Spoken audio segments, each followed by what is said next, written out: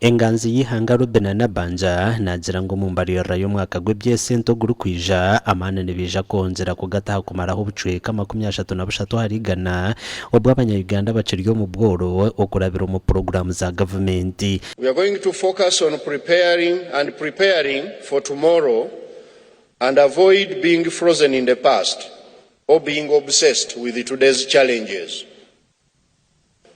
We are ready to anticipate the future and work on long term.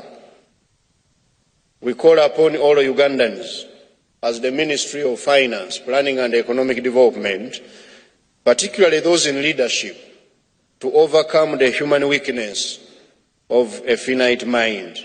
Why this budget is special? It will be the second budget to implement the 4th National Development Plan, which is the first of the 6 NDPs to deliver the 10-fold growth strategy. Nabanja owabakurire emikoro yo Okwetebeekanisiza Mbarara y'ihanga eyo mwaka gw'Obwegyese ntogw'Enku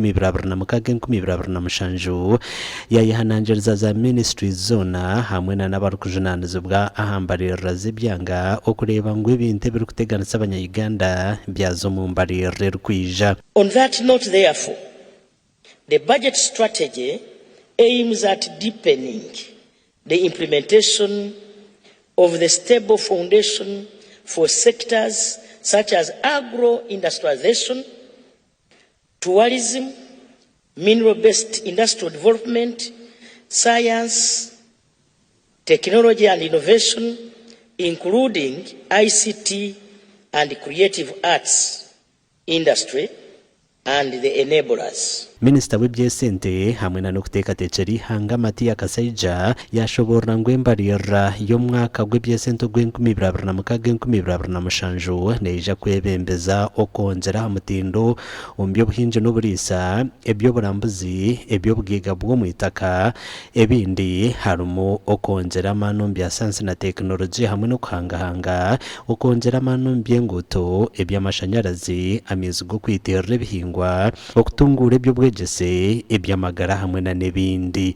The theme of the budget has been maintained as full monetization of Uganda's economy through commercial agriculture, industrialization, expanding and broadening services, digital transformation and market access.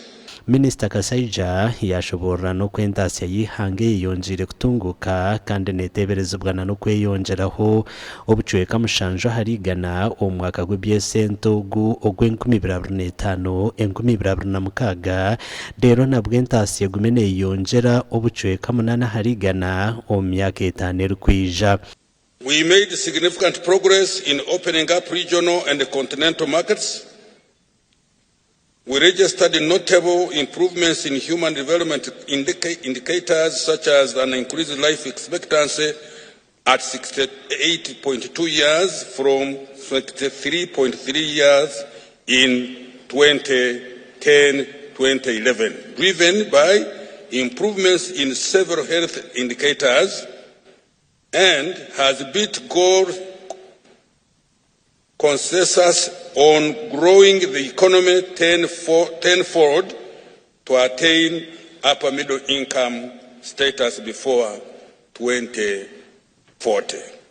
Umwaka gw'Obwegyese ntogu Uganda ine Mbarara ya trillioni 72 na billioni 36 kandi umwaka gw'Obwegyese ntogu rukwija ogw'2026 Mbarara y'ihanga neteberezebwa kwija kweyongera. Aha bwa TV West and area Saratugusa.